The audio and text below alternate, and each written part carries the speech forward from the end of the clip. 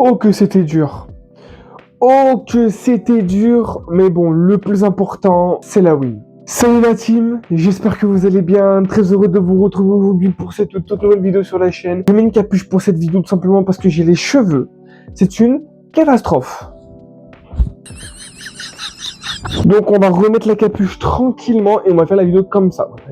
Il n'y a pas de galère, on va faire la vidéo comme ça. J'ai du retard sur mes vidéos, je sais. J'ai du retard sur Flamengo, j'ai du retard sur la Coupe de France et j'ai du retard sur la fin de la première année, la première partie de saison du Paris Saint-Germain. On est pendant la trêve et j'ai du retard. Je vais rattraper mon retard, vous inquiétez pas. Dans cette vidéo, on va pas parler de l'aspect tactique. On va l'oublier parce que il n'y en avait pas. On va juste parler de la performance du Paris Saint-Germain, de la performance qu'on a réalisée en 2025. Je vais en parler vite fait, mais une vidéo sera spécialisée sur l'année 2025 du Paris Saint-Germain. Mais voilà, je mets une petite parenthèse dessus quand même. On a tout pris, à part la Coupe du Monde des clubs, on a tout pris, tous les trophées qu'on pouvait prendre, à part la Coupe du Monde des clubs, je le répète, mais on a tout pris. Entre Flamengo et le Paris Saint-Germain, le jeu était désastreux. Côté PSG, côté Flamengo, il n'y avait pas de jeu. C'était lent, pas de rythme, pas d'intensité. C'était horrible. La fameuse phrase, le Brésil c'est technique mais ça n'a pas de finition, c'est clair aussi. Je pense qu'en première période, s'il y a eu bien une seule frappe cadrée des joueurs de Flamengo, je pense que c'est bien le minima. Mais sinon, dans la globalité, une catastrophe de finition. Et Paris, la fatigue, tu sens que ça tire, tu sens que les joueurs sont épuisés. Et vu que tes joueurs phares, Dembélé, Gvara, Barcola, Doué, soit c'est des joueurs blessés, soit c'est des joueurs fatigués, ils peuvent pas faire ce qu'ils ont fait en Ligue des Champions quand on l'a pris. Ils peuvent pas faire les performances qu'ils ont fait les dernières en Ligue 1. Les gars sont cuits, les gars sont morts. Ils ont eu 3 semaines de repos, t'as eu aucune prépa, ta prépa, ça a été les premiers matchs de Ligue 1. Tu peux pas avoir de prépa, c'est impossible. T'as la fatigue physique, et quand généralement tu as la fatigue physique, t'as les blessures qui arrivent. Et c'est ce qui est arrivé pour Ousmane, c'est ce qui est arrivé pour Doué, c'est ce qui est arrivé pour Nuno Mendes, et je suis étonné que ce soit pas arrivé à nos milieux. Sinon, le match, c'était une purge. Mais on va pas parler de la tactique, on va pas parler de l'intensité, parce qu'il y en avait pas, tout simplement. T'as la tactique, elle est partie aux oublis. Juste, moi j'ai envie de dire Warren Zahir Emery.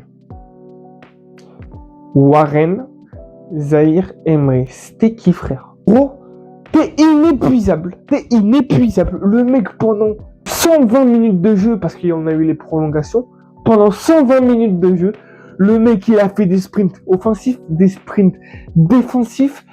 Physiquement au duel, il mettait de l'impact, il avait pas peur, il tenait sur ses cannes, mais frérot, mais t'es qui? En fait, désolé de dire ça, mais depuis que t'es plus avec ta meuf, frérot, t'es meilleur en fait. Faut pas avoir de meuf quand t'es jeune et que t'es dans le foot, je pense, parce que ça t'apporte que de la merde. Je rigole bien évidemment. Mais waouh, putain, tu m'as impressionné, mec. Franchement, t'étais impressionnant comment tu tiens sur tes cannes, le physique que t'as, l'intensité que tu peux mettre pendant 120 minutes sans jamais baisser de régime. Moi, t'es impressionnant. Mais c'était compliqué, hein. C'était vraiment très compliqué. En fait, il n'y a pas grand chose à dire. Parce qu'en fait, dans le jeu, c'était pas bon. Tu ressortais quand même tes balles bien, mais le problème, c'est que t'avais pas d'intensité. C'était mou, c'était lent. Dans le jeu, c'était pas très beau. Les attaquants réussissaient aucun dribble. Doué, je crois qu'il est passé que 2 fois sur tous les dribbles qu'il a tenté. Gvara, la fatigue, tu la sentais. Les milieux, la fatigue, tu la sentais. La défense, pareil. Gvara, plus les matchs avançaient, plus lui, la pente gros était pas comme ça, mais elle était comme ça. Les joueurs étaient fatigués et tu peux pas tirer de conclusion, tu peux pas parler tactique, tu peux pas parler d'intensité quand t'as tes joueurs qui sont épuisés, c'est impossible. C'est cuit d'avance. Donc c'est pour ça que cette vidéo va être un petit peu bizarre, parce qu'on peut pas parler tactique, parce qu'il y en avait pas, parce que tu peux pas en avoir, parce que les joueurs, et je le répète encore et toujours, mais les joueurs sont épuisés et la trêve va leur faire du bien. La trêve va leur faire le plus grand bien. Très important, la trêve va être incroyable pour eux. Ça va reposer les milieux et les attaquants quand on peut plus. Les blessés vont pouvoir se remettre tranquillement parce que frérot, t'es blessé, tu reviens de blessure, t'es obligé de jouer des matchs en Ligue des Champions, il faut absolument des points si tu veux terminer dans le top 2. T'es blessé dans de bonnes circonstances. Et puis, pour la composition contre Vendée Fontenay, frérot, tu joues le national. Je crois même que c'était le national 3 si je dis pas de bêtises. Pourquoi tu fais pas tourner ton effectif, même si tu dois gagner 2 ou 3-0? Tu prends ta petite victoire et tu fais tourner, Là, gros, je suis désolé, t'as pas fait tourner. Alors, bien sûr, les 30 premières minutes, Van et Fontenay, physiquement, ils te suivent.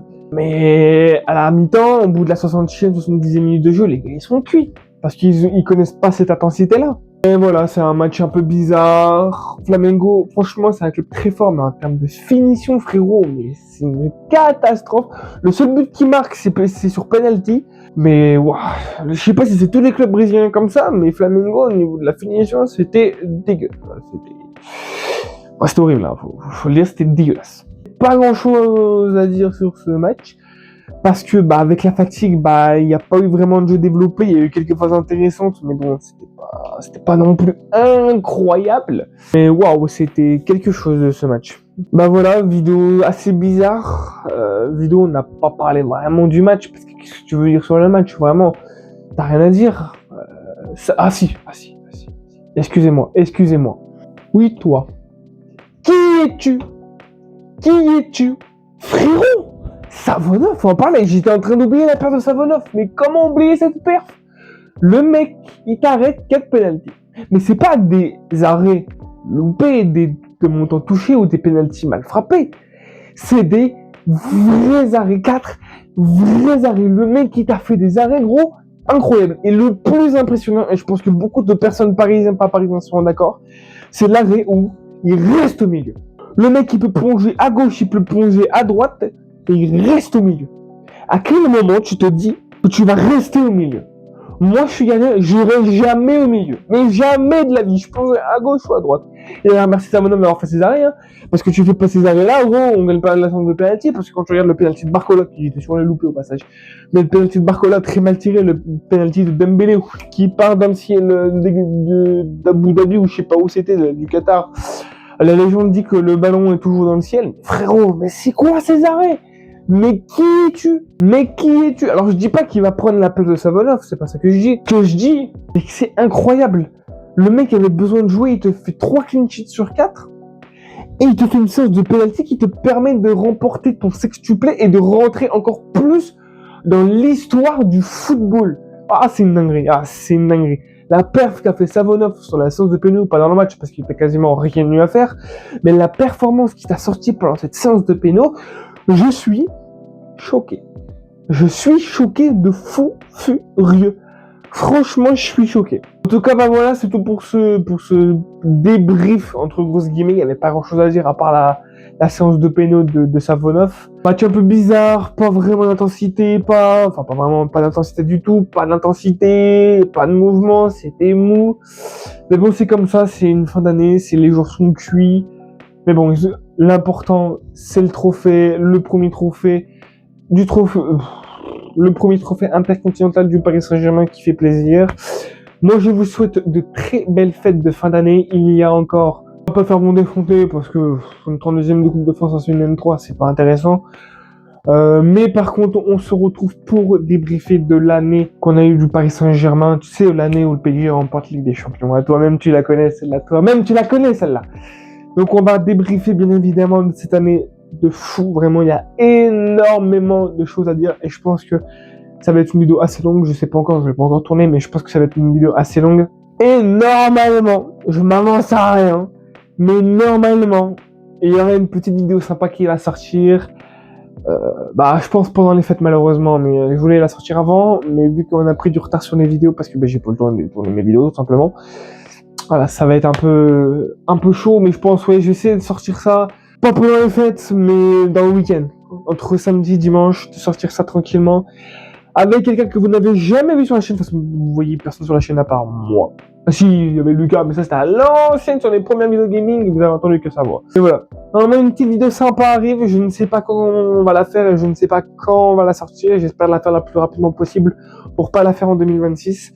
En tout cas, je vous souhaite de très belles fêtes de fin d'année. Profitez de vos familles, mangez bien et ayez les cadeaux que vous voulez, gros. Voilà, c'est tout. Voilà. C'est le plus important.